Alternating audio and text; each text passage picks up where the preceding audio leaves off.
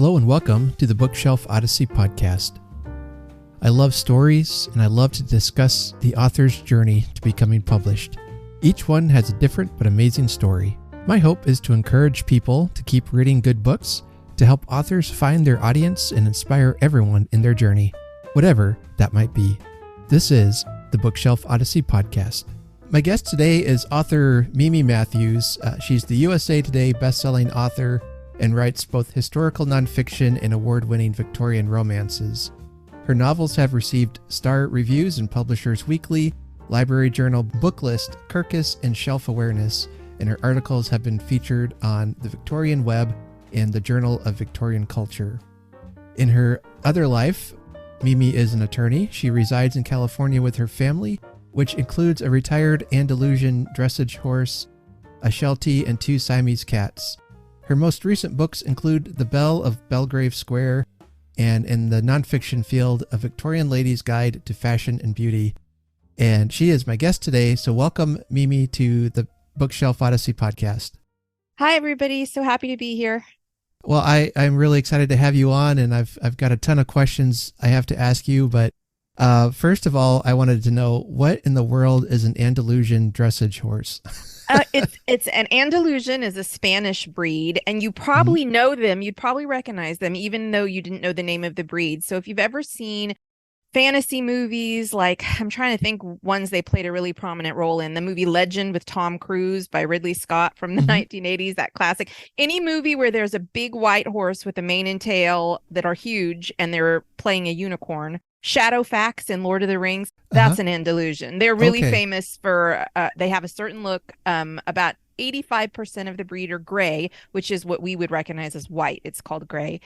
And they're just really big manes, big tails, but they're very sweet. They're very gentle. And dressage is sort of, it's the classical riding. It's when you see horses do, lay people call them like airs above the ground, like pirouettes and levades and jumping. Dressage is sort of the same thing. That's at the very highest levels. But I guess I'm trying to think what somebody called it recently when I was trying to describe it, and I just showed some video and they're like, oh, dancing horses. It's basically dancing horses.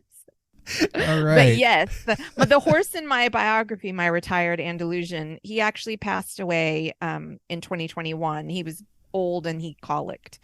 And we lost him, which is very sad. But I have a new Andalusian. She's just a little baby. She's going to be 2 years old in May, so she's not under saddle yet. But we have hopes that she will also have a future in dressage, but we'll see. They're primarily my pets, though. I love them as pets first. Yeah. Well, I learned a lot already. This is great. Yeah, I had to ask that. So basically you have a dancing horse is what we're dealing with here. So yes. Yeah, that to sum up, it's a dancing horse, looks like a unicorn. Okay, wonderful. Well, we were also bonding over our dogs. I have an Australian Shepherd. We just got her from the shelter in October, and she's such a sweetheart. Oh, that's so nice. And then you have a couple, you were saying. I do. I have a Sheltie she's going to be, or she just turned 7 end of last month, and her name's Stella. And then I have a mini poodle who is 2, and his name is Jet. His name's actually Victorian Jet after the black trim of gowns, but it could also be just because he's so fast. He is the fastest little dog, and he has so much energy. But yeah, my two children, my son and daughter. And then I also have 2 cats, Tavi and Bijou, and my other son and daughter. So I guess that you could say I have 4 children plus my horse. So 5 children. All right. Well, for Christmas, I got a sweatshirt that said, Aussie Dad on it, and it has a picture of her name's Pumpkin, and it has a picture of her face on it. So I really like that. That's so nice. It's so funny. My sister-in-law got me a sort of like a sweatshirt, and my Andalusian filly, her name is Asteria, and it actually has Asteria's face on it. There was like a place where if you send the picture, I guess they will stitch the face on. Oh, wow. And I know. And so I have a similar, it doesn't say Andalusian mom. I wish it did, but it says her name. But yeah, really cool. Okay. Well, to my listeners, we have not turned into a pet podcast, I promise. But many of you know I have a love for animals, so I just had to ask you about those. So great. I like to start off with not only finding out about your pets, but about your reading habits too. So what have you been reading lately, or any book you might have read that you think would be worth sharing? Oh gosh. I get to read a lot of things in advance. Mm-hmm. Sometimes I get things sent to me for endorsement requests or, just to see if I might like them. But I recently read a book that's not coming out till August called Medusa's Sisters by Lauren J.A. Bear, and I believe Mm-hmm. it's her debut. And it's fiction. It's like historical fiction, but it's so immersed in all of the mythology. It reads like a classical novel, but with all of the modern day sort of riveting action. And it was like fascinating. It was one of the most unique, just riveting things I've read in a really long time, the way she layered everything in. So I'm really excited about that coming out in August to see how much everybody else is going to enjoy it, who loves mythology and history. And it had a lot of really strong themes about sisterhood and feminism and motherhood. It was just amazing. And one that I read that's out now, which is a retelling of Frankenstein by an author named Chris Walder, who's incredibly gifted, and it's called Unnatural Creatures, and it's a story of the women in Frankenstein sort of told from their points of view of what happens, throughout the story. And that was also just a fascinating book. I love these unique ideas and things that, they just haven't been done before. Just so fascinating to me, especially when the writer who's doing them is so gifted at storytelling. But those have definitely been two of my absolute favorites. I'm also rereading Howard's End right now by Ian Forster, just because it's been a long time since I read it, and I recently watched the new or new-ish adaptation of it, and I was like, did that really happen in the story? I can't remember. Yeah. So I had to go back and reread it, and sure enough, it's almost word for word. So I was like, oh, this is like one of the most accurate adaptations I've ever seen. All right. Anyway, yeah. That's always good when that happens. It is. Yeah. It never surprises or never ceases to surprise me that readers can get so passionate over adaptations. It's sometimes I just want to say, if you want something that accurate, just go back and read the book. Exactly. Well, yeah. And a lot of times if you see an adaptation and it doesn't live up to your memory of the book, that's exactly what you have to do, is just go back and read the book and enjoy the parts you enjoyed, in their pure form. Yep. There. Exactly. Yeah. Well, to kind of keep in line with some retellings of classics, one I would recommend, and I know I've talked about this book before, but it's one coming out this year called Manslaughter Park by Tirza Price, and it's a Jane Austen retelling, and she's written two other retellings. They take place back in the time period that the original novels do, but there's a lot of twists to it. There is Pride and Premeditation. Oh my gosh. Are they mysteries? Yeah. Lizzie Bennet is like a lawyer in training in that one. Oh my gosh. And then there's Sense and Second Degree Murder. I love these titles. That one, follows the plot of Sense and Sensibility, but in this one, the Dashwood sisters kind of have to solve their father's murder. And they each have different talents to help solve it. Anyway, it was really, really enjoyable. That one was one of the best books I read last year. Oh my gosh. I'll add that to my TBR list. Yeah. So I'm looking forward to Manslaughter Park. Apparently, Lizzie and Mr. Darcy are going to be back in that book. Oh, how fun. Yeah, I've had her on the show before, and she was a great interview. So this is kind of one of the reasons I started my podcast, is that if I read a book I really enjoy, I just reach out to the author and say, hey, I want to talk to you. I have questions. Right. Hey, that's a great idea. No, I think that's great. But I really like to also try to help promote books that I've enjoyed and help promote authors. And so, with your book, John Eyre, I read that, I think earlier this year it was, and just absolutely, I was very intrigued by the whole premise of it. But just a little tease there. We'll get to talking about that here in a minute.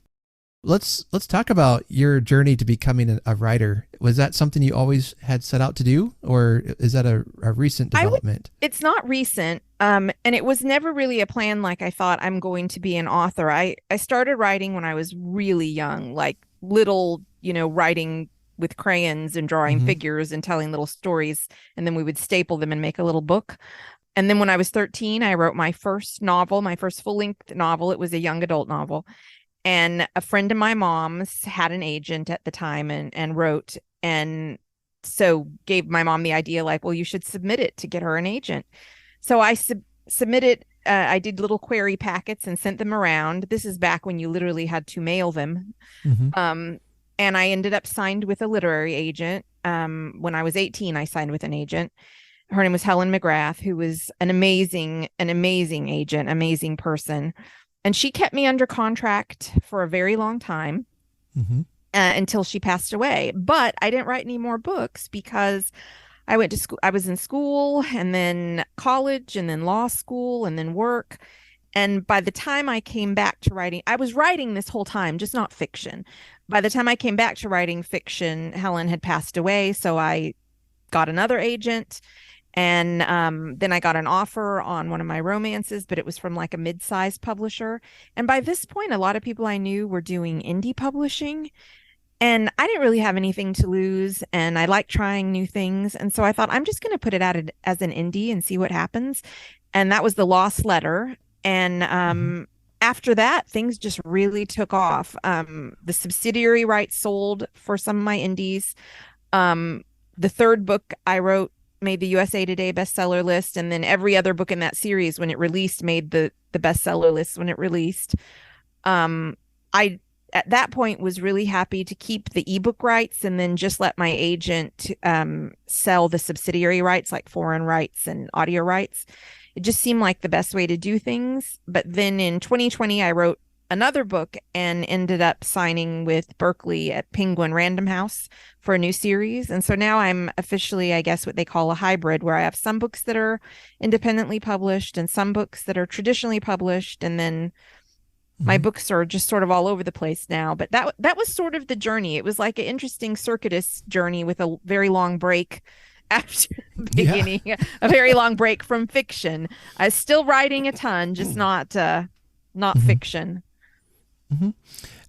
So are you still currently working as a lawyer and then writing in your spare time? No. Well, okay. What happened is I broke my neck, actually. I had to have a bunch of neck surgeries, and one of the last ones I had, I won't go into gory details, but I had to have a bone graft, and after it all fused together, it broke.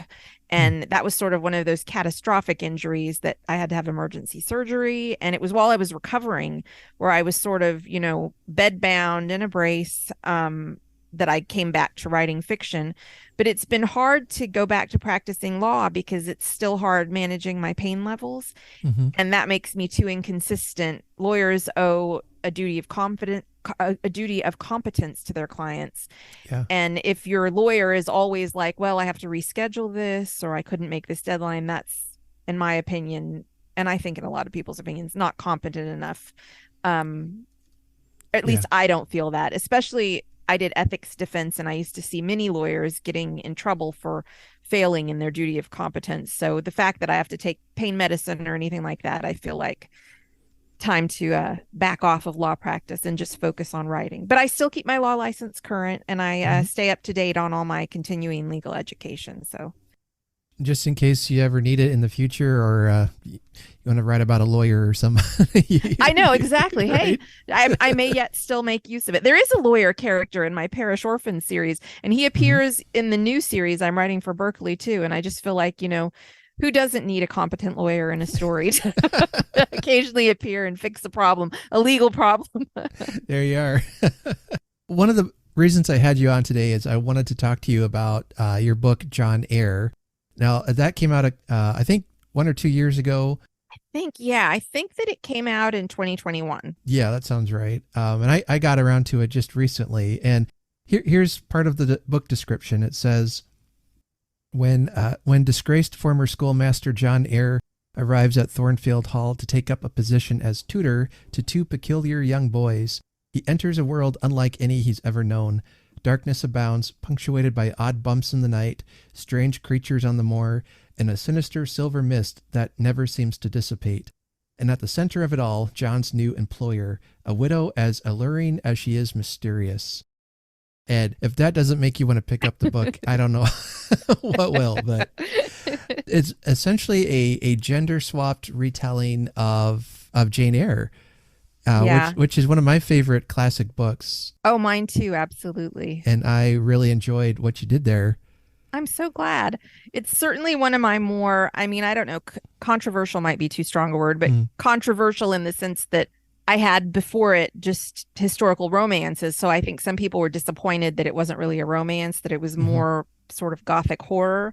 But it had just been in my head for such a long time. And my mom is a really big fan of Jane Eyre. And I don't know if I should spoil, but it's a mashup of two classic novels that, without spoiling the story, I'll just say they fit so well together. There were things in each of them that I thought, gosh, these two, you could almost seamlessly put these two together. Yeah. And I thought that for such a long time. And I talked with my mom about it, who's a fan of both novels, like a big time fan. And finally I thought, I'm just going to do it. And I had so much fun writing it because of all the literary callbacks to the first two novels and how well it fit together, which I just felt like these books really were made to be companions, which you would never know that, but they really were. I enjoy, I want to be careful of spoilers too, because I hate giving out spoilers, but for those who've read it, if you know, and yeah. Both novels are some of my favorite to read as far as Victorian literature goes. And you're right. As I began to read and the story unfolds, and then I get to see what you're doing, and I thought, oh, that is so cool. It works. I thought that too. It was just, I felt really like the sort of like just the book nerdy feeling of excitement you get when you see something happening with these two stories. Yeah. That's how I felt as I was sort of piecing it together, because I was like, my gosh, it fits so perfectly. But yeah, I enjoyed writing it a lot. And I say controversial again, but it was actually really well received. It got a lot of really good notices. One bad review, Publishers Weekly, I think, does not like when you take a classic like Jane Eyre and you, in the first few pages, kill Helen Burns. But Helen dies in the original too, so they were not happy that I killed Helen Burns. Oh dear.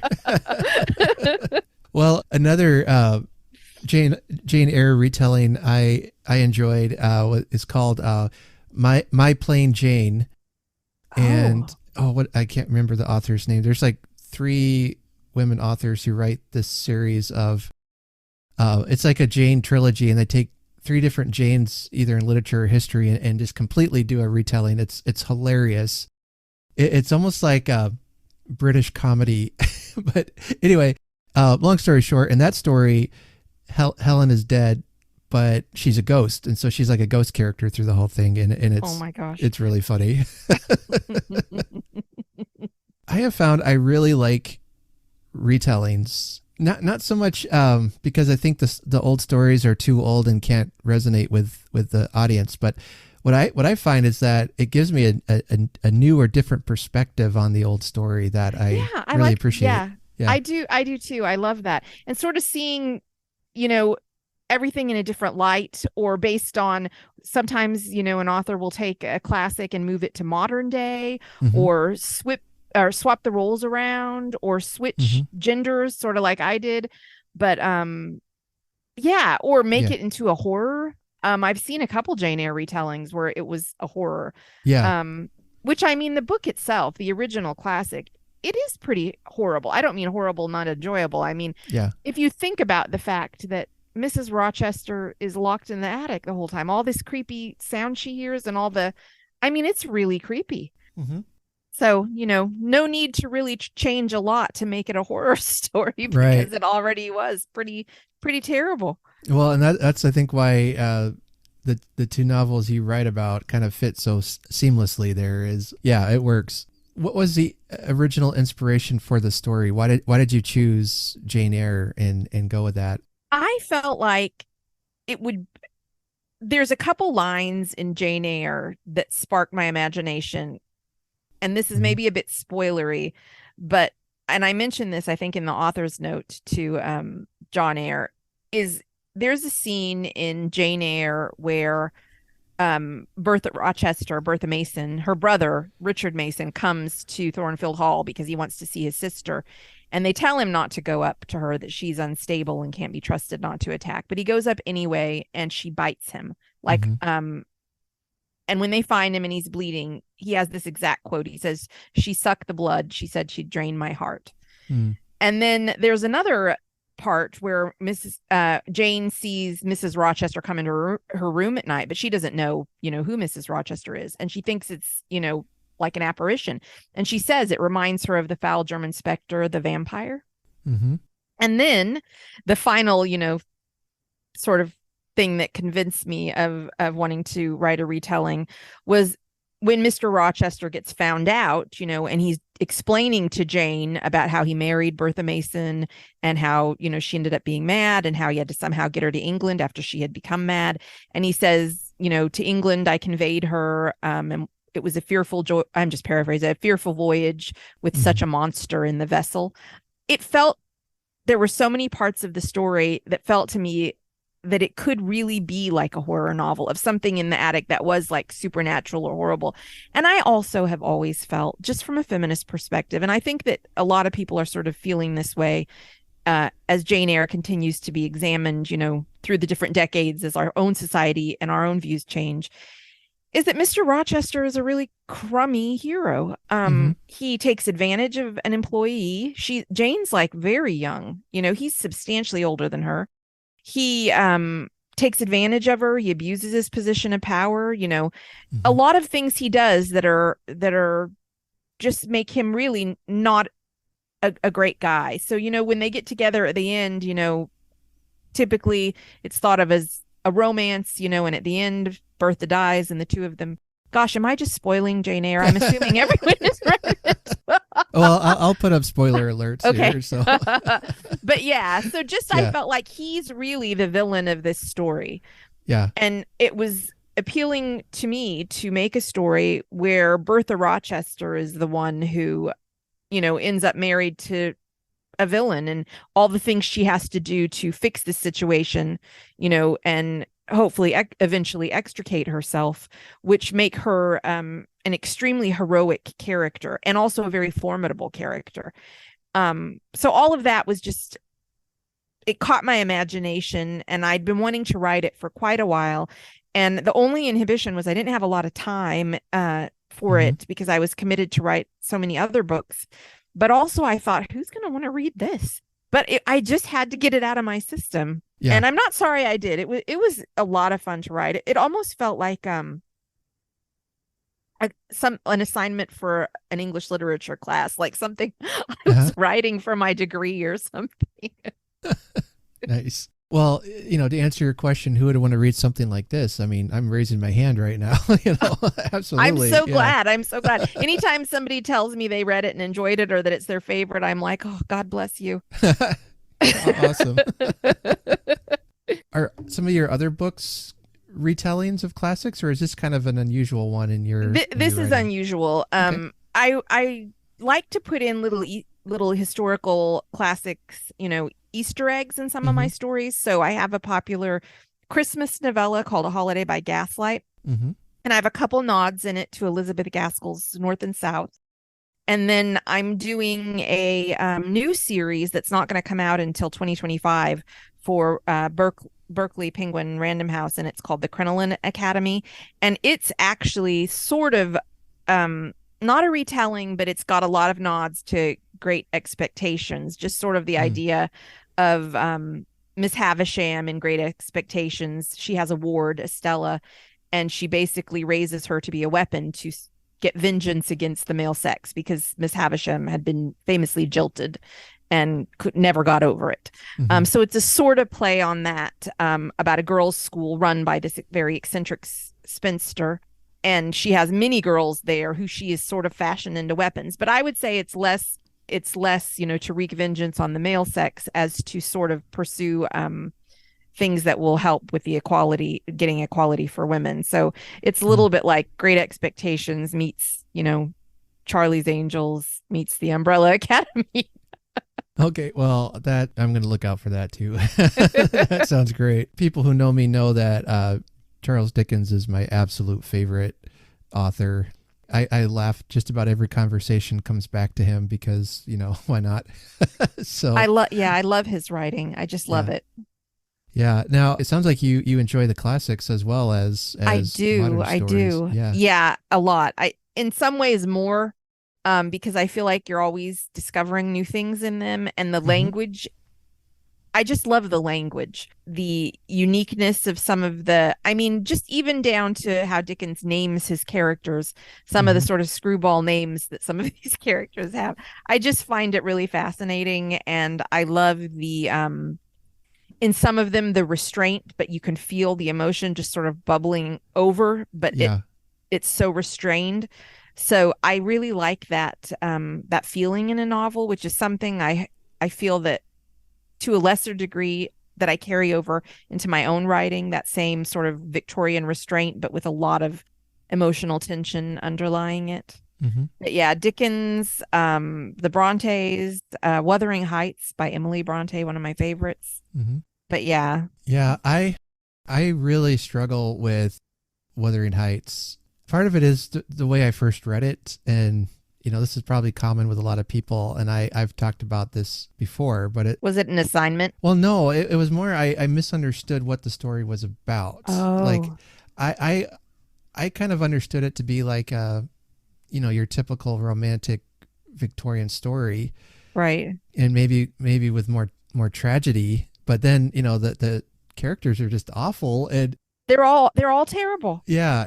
And it really threw me off. And now I can reread it with a better perspective of, it's more like a revenge story almost. It is. Yeah, absolutely. Yeah. And just the people are like Wuthering Heights. They're like the Moors. They're like these wild, elemental, almost forces, sort of pitiless as nature. And also, thinking about somebody writing it who was very young. It has almost, and I don't mean this in a disparaging way, but it has almost that teenage quality of love to it, of I'm going to die if we're not together. Do you know what I mean? The way that teenagers feel about things, that heightened, almost over the top, the feelings you have then. There's not a lot of maturity in some of the characters. They're spoiled, they're vengeful, they're hateful, they're, selfish. It skews a little bit young.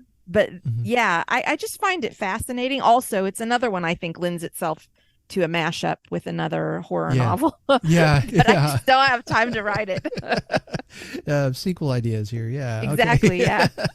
And I think this speaks to, for Emily Bronte, just the power and ability of her writing skill.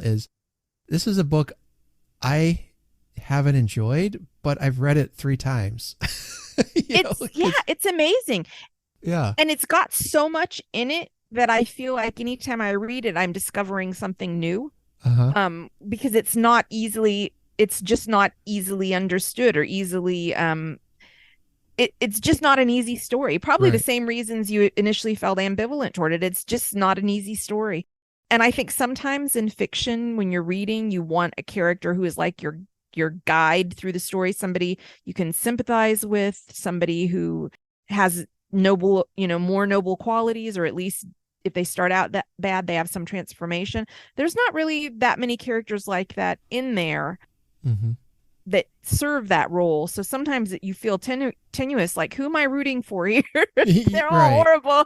Right. And that's probably where it comes down to. But yeah, I keep at it because so many people say they enjoy it and it's good, and I'm kind of like keep reading it, trying to pull out what they see, and every time I read it, it's not that it was a pain to reread. Each time I get more out of it, and I can see some of the genius of the plot and honestly the beauty of her language that she uses.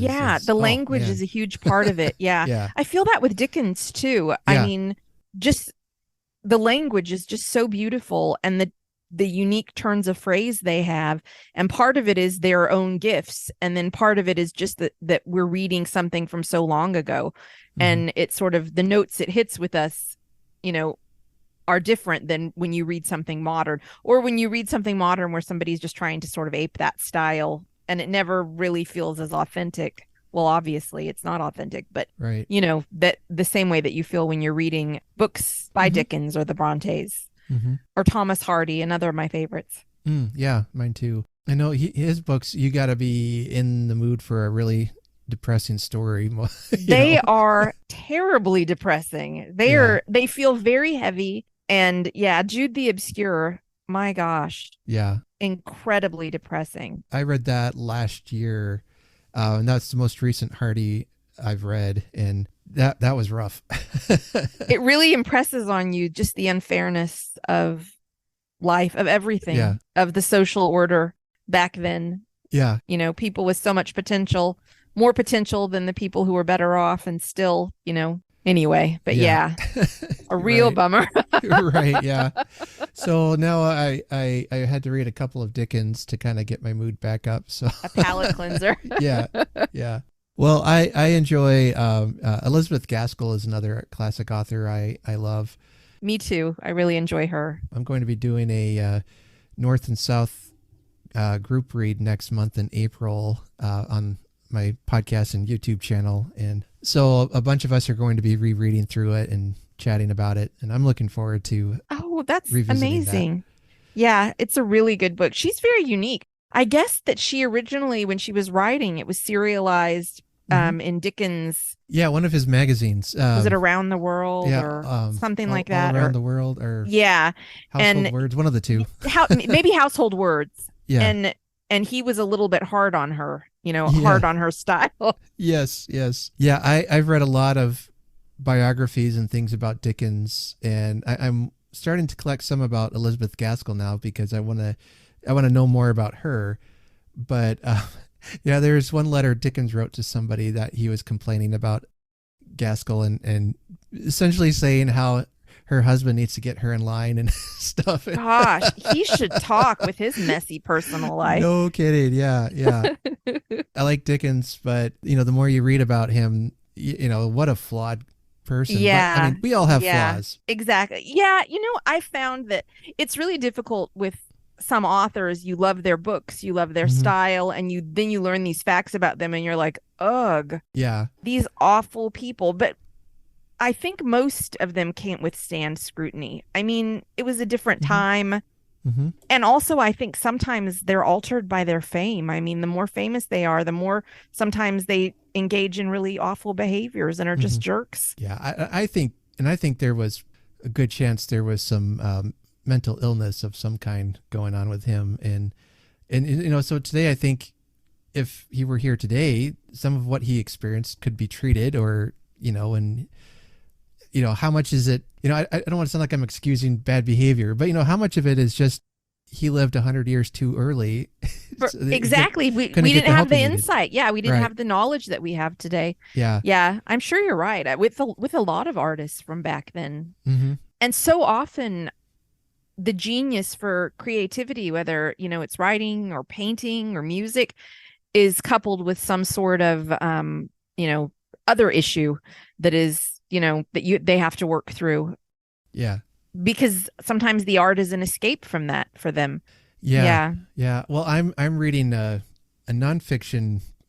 It's a collection of essays about Dickens, and this one I was reading was about what he wrote about education, and it was so fascinating how, like even Dickens himself in his life, where he had a very poor education, and then that became a thing of that he was very passionate about as an adult, is that children need a good education, and he wrote about it in his stories, and you just see it throughout all of his works that it was something that impacted him, and then he kind of used it as a almost therapy to write about it through his stories. That's amazing. I think a lot of authors do that kind of thing, work through things, via characters or storylines. Constantly re-examining the same issues. Yeah. Well, I interviewed a mystery writer yesterday, and he said that he often, somebody in his life ticks him off, he'll kill him off in a book. I've heard of authors who do that. I think that's a wise idea. Or depict somebody in a really bad light in a story, a thinly veiled, a caricature of somebody who wasn't very nice to you in real life. Right. Well, I better be on my best behavior then. Oh boy. Well, let's see. If you were to tell somebody, somebody says, I want to start with the classics, what would you tell them where to start? It's interesting. I had a Reddit Ask Me Anything event the other day, and somebody asked me the same question. Oh, cool. And I would say, I think Dickens is a good starting point because I feel like he's accessible. His style is accessible. And of his books, I would say Great Expectations. But I also think Jane Austen has a few that are especially user-friendly. And one of those is Northanger Abbey, which I think is just a fun, short, less dense read than something like Mansfield Park. Mm-hmm. But I would say something like that. Great Expectations, Northanger Abbey. I think the Brontes can be a little bit dense and at some parts a little bit dry, and it might discourage somebody who is new to the classics. Mm-hmm. But yeah, I think Dickens and Austen are a great starting point because they have a little bit more. I mean, if you think about Dickens, he was serialized, so he's made to capture your attention. It doesn't. He's not as likely to lose the reader, I think. You don't have to be as doggedly committed to, I'm sticking with this no matter what, because it's really engaging as it goes along. And I feel like Northanger Abbey is that way too, because it's basically a spoof of a Gothic novel. So it has a sort of fun feeling in addition to, the romantic feeling and all the things you would normally expect from Jane Austen, dancing and a visit, to some fashionable place. In that case, it's Bath. Oh, wait, no, is it Bath in Northanger Abbey? Yes, it is Bath. She goes, Catherine Morland goes to Bath with Mr. and Mrs. Allen. I was thinking there's a couple in Bath. Persuasion's in Bath too. Right.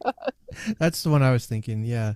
Last year I did a group read of Great Expectations, and what we did, we read each installment once a week instead of once a month. And it really jumped out to me more than just reading it through like a novel. Just, the build up and the build up and how each ending really is almost like a cliffhanger. Yeah, it's masterful. It's really masterful. I love that one. That's by far my favorite Dickens. I probably read Bleak House even more because I wrote a lot about it in law school, just some papers and things on the Chancery Courts, and I referenced some things from Dickens as examples.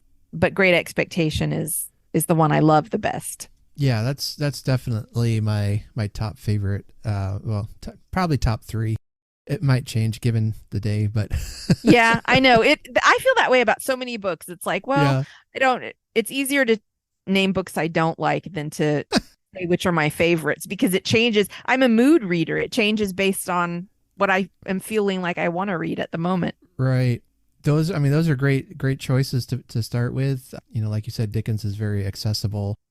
I would add, don't give up if you can't finish it or you find it too much. My whole journey with finding Dickens started as a teenager, and I had read A Christmas Carol and loved it, and then tried another of his novels, and it got through some of it, but then, I just realized I need to grow more as a reader. I don't understand what's happening. And anyway, but I kept at it, and over the years, I kind of circled back, and I've been a huge fan of his work ever since. So sometimes you just have to mature as a reader, and that's fine. Yeah, I think so too. And the other thing I would say is don't be discouraged if you're starting and you feel like, the way the writing feels really ancient or old, or their turn of phrase, I'm not familiar with this.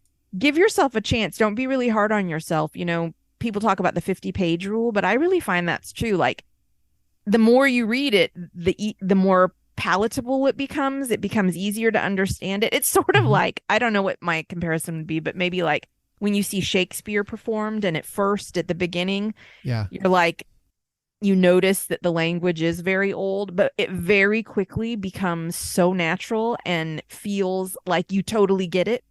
It's like something clicks after just a little bit, and then it feels totally fine. And so I think that happens with classic novels too, that if you start and you're like the first few pages, the first chapter, well, this feels too old. I'm not able to, absorb this. I think if you stick with it a little bit, it becomes easier. Yeah, well, it's especially in a serialized novel, because sometimes the author doesn't quite know where it's going to end or what the story is even going to be about. Like, well, let's just start something, All right. Well, I could talk about classics all day, but Me too. I do want to make sure we have a little bit of time here too let's talk real quick about some of the books you have coming out this year or just recently that you'd like to promote. Sure. In October of last year, my latest book came out, and it's called The Belle of Belgrave Square. It's the second book in my Bells of London series for Berkeley, Penguin Random House. And it is a Victorian romance, and it features an equestrian, a horse rider, in London in the 1860s. And this book is a little bit of a play on Beauty and the Beast. Okay, I wondered. Yeah, it's also a little bit of a play on Victorian sensation novels like Lady Audley's Secret by Mary Elizabeth Braddon, or The Woman in White by Wilkie Collins. So it's a really book-heavy book where the hero and heroine talk about novels a lot. They're both novel lovers. A lot of book love in this story, plus the Beauty and the Beast thread and the hint of mystery. But that came out October, and then I have a book in another series, my Somerset Stories series, which is earlier Victorian, and that comes out in April, and that's sort of a sequel to two popular books I had back in 2019 and 2020 called The Work of Art and Gentleman Jim. This is their children, basically. And then I have a lot of books coming out in 2024. It's a long way away, but that's when the final two books in my Bells of London series will be coming out for Berkeley. Another two books in my Somerset Stories series. So lots of books on the horizon. All right. Plenty of books to read if you've caught up with all of her published books. And if, like me, you've only read I read Holiday by Gaslight too, I think. Oh, hey. Yeah. So I still have to catch up with all your other books, but there's a lot there and there's a lot coming. So that's always great to hear. Yeah, I think I have books slated through 2025. So everybody's all set. There's more coming. Wonderful. Well, here before we wrap up, would you have any writing advice for new authors, those just starting out on their journey? Yeah, I think that what I would say is refrain from taking too much advice. In fact, that's what I always tell people, is because I think that when you're first starting out and you're sort of finding your own voice and your own style, if you start out, listening to sometimes a well-meaning person giving you advice, you have to do it this way, you have to have this, structure, that can be really limiting. And so I think at the beginning, just feel out your own style, even if that means just journaling or writing stories that no one's going to see. Just get used to your own voice and your own style. And there's lots of time to learn more, the genre expectations, what things are required, or to write in a way that's more likely to be published. But I think in the beginning you have to take some of the pressure off. It doesn't have to be perfect. It doesn't have to be for public consumption. You just need to get used to writing and storytelling in your own way. I find that that's the best way, and that sometimes people who are helping you can actually, they can inhibit you, because what they're telling you is to do things based on their own voice and their own style. And you really have to learn your own way at the start. And once you know what your voice is and your style, the rest, structure and all that can sort of come a little bit later as you look more, toward publication. But in the beginning, I would say just practice on your own and get used to your own style and find your own voice. That's great advice. Then like a good editor, things like that will help you really be able to clearly communicate your own voice. It's right. The best editors are just make everything about you better. They don't rewrite you to fit some other mold. They just enhance, they make you shine. They make your work shine. Yeah. So yeah, editing Awesome. always is an improvement on anything I've ever written. My editors have made it better. A few times I've had to have things edited, I just pour over it and think, oh, wait, this is perfect. And then I get it back and it's, red ink everywhere. And I think, oh my gosh. See, mine's the opposite. I always, whenever I send off a manuscript to my editor, it always comes with a ton of disclaimers in the email. Like, basically, this is trash. This is garbage. I failed here. I failed there. I don't know what I was doing here. Be as brutal as you need to be. I can take it. Yeah. And because by the time I'm done with something, I'm really done. Like, oh, I've had it. This is it. Do with this what you can. Godspeed. Yes. Exactly. Wonderful. Well, folks can find you online, mimimatthews.com, and they can find out everything they ever wanted to know about you there. Yeah, probably more than they wanted to know. Okay. Perfect. All right. Well, best of luck to you in the future, and we're looking forward to reading more books by you. Thank you so much for having me, Art. You take care. You too. Thank you so much for listening today. It was a real treat getting to talk with Mimi about her books and her journey, and I hope that you found that to be an inspiring one. I know I sure did. If you'd like to help support the podcast, there are many ways you can do that. One of the best ways is to rate and review this podcast, share it on social media with other book-loving people, or if you know of authors who are on their own journey, I would love to help them out to reach and find their audience. You can help support us in a financial way as well by buying me a coffee. You can find the links there in the show notes. All proceeds go to supporting and running the podcast. That'll do it for today.